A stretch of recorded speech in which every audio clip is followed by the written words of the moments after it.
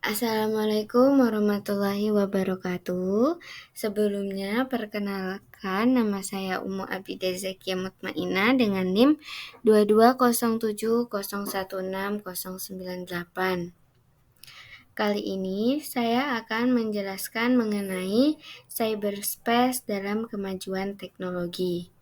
Sebelumnya, saya akan menjelaskan awal mula adanya cyberspace. Jadi, cyberspace itu pertama kali muncul atau pertama kali diperkenalkan oleh seorang penulis novel fiksi ilmiah bernama William Gibson dalam buku ceritanya yang berjudul Burning Chrome tahun 1982. Setelah itu menjadi populer pada novel berikutnya yaitu Neuromancer pada tahun 1984 yang di dalam novelnya itu menjelaskan mengenai hayalan sang penulis atau hayalan yang ada di dalam novelnya itu tentang kemajuan dunia, di mana di dalam dunia ini terdapat dunia maya yang di dalamnya itu kita bisa berimajinasi dengan sepuasnya. Nah, seiring berkembangnya zaman dan karena sudah adanya kemajuan teknologi yang mulai memadai, akhirnya apa yang mereka hayalkan atau apa yang mereka bayangkan sebelumnya itu terbentuk dan menjadilah cyberspace. Nah, apa cyberspace itu? Cyberspace itu merupakan tempat tanpa ruangan di mana kata, hubungan, data, status, kekayaan, dan kekuasaan dimunculkan oleh orang-orang yang menggunakan teknologi komunikasi dengan pengantara komputer, menurut Barker 2009. Cyberspace atau yang biasanya disebut dengan dunia maya atau ruang imajiner itu tentu di dalamnya terdapat beberapa hal yang bisa dilakukan dalam kehidupan sosial sehari-hari dengan cara yang baru. Nah, caranya itu biasanya disebut dengan cara artifisial. Cara artifisial sendiri merupakan cara yang mengandalkan pada peran teknologi, khususnya teknologi komputer dan informasi dalam mendefinisikan realitas, sehingga berbagai kegiatan yang dilakukan di dalamnya seperti kegiatan bersenda gurau, berdebat, diskusi, berbisnis, gosip, serta juga bisa ada terjadi perselisihan atau bisa terjadi kegiatan seperti bermesra-mesraan dan menciptakan karya seni. Itu bisa terjadi dalam cyberspace. Nah, selanjutnya apa aja sih manfaat dari cyberspace? Jadi manfaat dari cyberspace itu ada 5. Seiring berkembangnya teknologi, nah akhirnya cyberspace ini memunculkan 4 manfaat. Manfaat yang pertama itu menghubungkan orang dengan komputer. Contohnya itu seperti orang yang memegang remote untuk menyalakan TV itu kan menghubungkan orang dengan komputer kan, dengan televisi. Terus contoh kedua menghubungkan komputer dengan komputer. Itu tuh seperti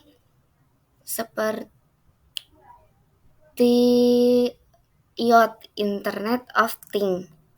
IoT itu kayak misalnya dalam penggunaan smart home itu kan juga dari mesin. Misalnya kalau mau matikan lampu itu kan ada dari mesin komputer intinya ke saklar lampu. Nah, terus menghubungkan orang dengan bank. Itu yang sudah banyak ditemui ya di zaman sekarang. Orang-orang yang mulai bertransaksi tidak menggunakan uang cash lagi, tapi lebih menggunakan dompet digital. Itu kan seperti M-Banking yang ada. Terus yang keempat adalah menghubungkan orang dengan orang. Itu bisa melalui email, Facebook, IG, Twitter. Terus yang terakhir adalah menghubungkan orang dengan profesional bidang tertentu. Itu kayak sekarang kan orang-orang tidak harus berobat ke rumah sakit. Jadi itu seperti bisa berobat di aplikasi kayak Halodoc gitu, atau bisa menghubungkan orang dengan profesional bidang tertentu tuh kayak orang yang ingin periksa ke psikolog tapi tidak harus mencari-cari kemana, jadi bisa langsung cari di internet untuk menemukan profesional bidang psikolog.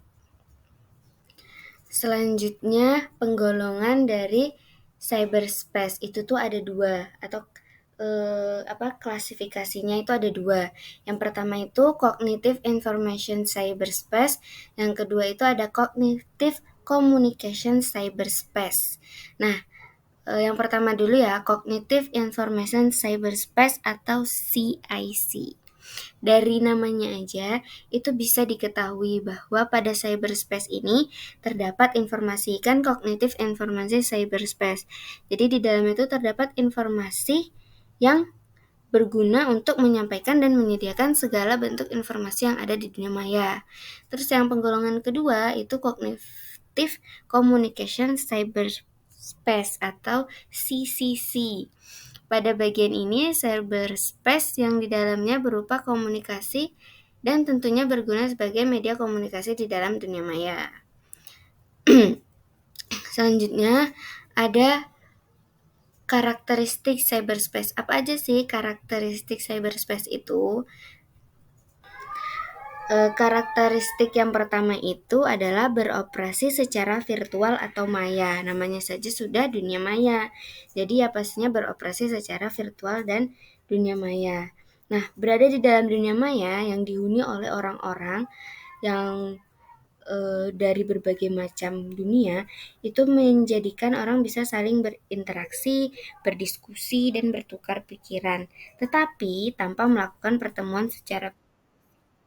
Dan sebenarnya, penghuni dunia maya tidak hanya manusia, tetapi termasuk di dalamnya ada data, informasi, surat elektronik, ide-ide, dan bahkan sampai pada ilmu pengetahuan itu sendiri. Jadi itu kayak AI itu. Nah, dunia maya itu juga penuh dengan lalu lalang data ataupun informasi. Terus karakteristik yang kedua, dunia cyber selalu berubah dengan cepat. Karena interaksi yang dilakukan oleh hampir semua orang dari seluruh dunia dengan didukung kemudahan update data, maka perubahan yang terjadi dalam dunia cyber pun sangat cepat. Terus yang ketiga yaitu orang-orang yang hidup dalam dunia maya dapat melaksanakan aktivitas tanpa harus menunjukkan identitasnya. Karena interaksi yang dilakukan dalam cyberspace tidak melibatkan interaksi secara fisik, maka interaksi yang dilakukan pun tidak harus menunjukkan identitas yang sesungguhnya. Terus yang keempat, itu adalah dunia maya tidak mengenal batas-batas teritorial. Penghuni cyberspace tersebar di banyak negara dan melakukan interaksi tanpa mengenal batas teritorial. Batas teritorial sendiri merupakan suatu batas yang penting untuk mengatur hak dan kewajiban negara, seperti penggunaan sumber daya alam dan menjaga keamanan.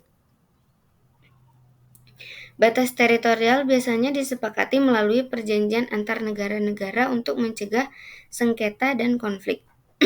Jika dalam cyberspace tidak mengenal batas teritorial, maka hal ini bisa menyebabkan kekacauan dalam aturan keamanan dan privasi. Jadi ini tuh termasuk kekurangan dari cyberspace sendiri ya, karena dia tidak mengenal batas-batas teritorial.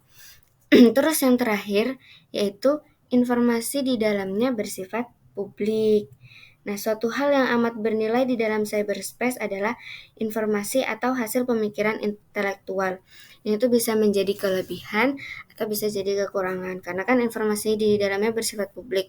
Jadi tuh kayak ada misalnya informasi yang memang seharusnya disebarkan. Jadi bagus dong, akhirnya bisa menyebarkan ilmu-ilmu pengetahuan yang banyak. Tapi kekurangannya karena informasinya ini terlalu publik, jadi terkadang ada orang-orang yang menggunakan informasi tersebut untuk melakukan kejahatan seperti menghack atau memfitnah orang dari informasi yang dia dapatkan.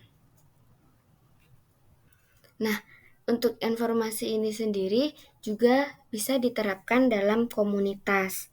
Nah, kan biasanya Nah, bahkan komunitas sendiri dalam cyberspace itu sebenarnya sangat berguna ya. Jadi kalau misalnya ada individu yang ingin berkumpul dengan orang-orang yang memiliki hobi yang sama atau kesukaan yang sama, itu tuh bisa dengan informasi yang bersifat publik karena informasinya itu udah kesebar kemana-mana.